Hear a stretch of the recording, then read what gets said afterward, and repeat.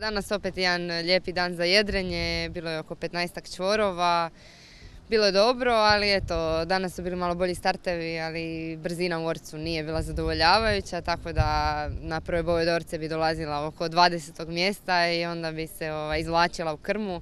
Hvala Bogu, krma je bila poprilično dobra, tako da sam danas napravila 2.8. Nisam zadovoljna, može to puno bolje i eto, nadam se da ću to i pokazati. Sve je išlo stvarno lipo, lipi startevi, dobra brzina i taktički sam stvarno dobro jedrija. Možda sam jedino zadnju regatu malo pustija drugoga, imao sam stvarno veliku prednost, došla mi je na 2 metra, ali sa dobrim jedrenjem u krmu stvarno sam imao dobru prednost i eto, stvarno sam zadovoljan sa današnjim danom, nije moglo bolje. Imao sam odličnu brzinu i to sam samo čekao jer i prijašnjih dana i na treninzima stvarno sam se osjećao brzo i eto, trebalo je samo što jednostavnije odvoziti i mislim da su tu dobra, jel? Naravno da gledam na šta bolji rezultat, ali još je sve to daleko, sutra počima finale i nadam se opet najboljem jedrenju što mogu. Ne mogu se baš pohvaliti sa današnjim danom, nije baš bio dobar. Odrili smo 2 plova, imao sam neke loše ulaze oko 20. mjesta.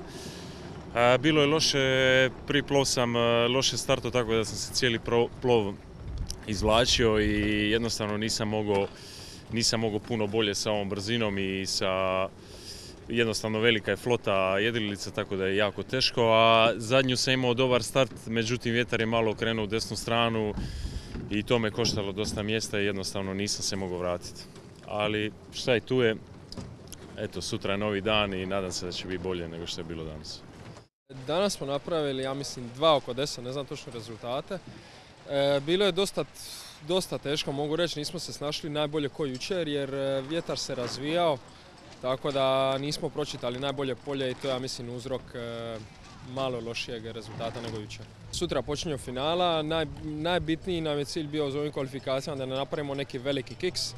Tako da mislim da imamo svih 5 regata unutar 10-12, s čime smo zadovoljni i onda u finale ulazimo. U finalu se u biti sve rješava, tako da se veselimo 3 dana jedrenja, 6 plovova, tako da tek smo na pola regate u biti. Danas za nas onako šareni dan, malo smo se mučili koju stranu odabrati. Prvu regatu smo odabrali krivo, ali uspjeli smo se izvući negdje do 8. 9. mjesta i eto pred ciljem smo se prevrnili, napravili smo jedan klasičan nose dive, što nekako nije bilo toliko ni vitra ni vala, ali eto otvorila se rupa, zabili smo se i eto šteta što smo tu propustili, bili smo 8. 9. i drugu regatu smo odabrali krivu stranu, tako da smo ušli, bit će negdje oko 20. mjesta i treću smo eto konačno startali na pravoj strani, ušli treći, tako da sve o svemu šareni rezultati. Nadam se da smo tu sad negdje u zlatnoj skupini, tako da ima još 3 dana. Još 9 regata do medalj rejsa, sve je to dostižno, tako da sve o svemu jedan šareni dan, žane što smo se tu prevrnili, tu nam je dosta bodova otišao, ali što je tu je, takav dan. Ugodno, jugo je puhalo danas, nekih 10-ak čvorova i dobro sam ove 2 regate startao, stvarno čisto, lijepo, uredno, bez ikakvih problema. Mogu reći normalno odrađen dan, 2 plova, drugo i treće mjesto, stvarno ok. Sad treba samo nastaviti. Jako teško jedrit, koliko god izgleda jednostavno, ponekad vjetar počne mijenjati smjer, ali treba zaista ostati fokusiran i kontinuirano čuvati tu lijevu stranu, tako da stvarno izgleda čudno, ali na kraju se isplati, tako da evo, danas sam to uspio odraditi stvarno dobro i eto u krmu sa super brzinom otići napred, tako da bi se izdvojili nas 3, 4, 5 brodova i do kraja regate bi stvarno imali ugodno u stvari jedrenje do cilja.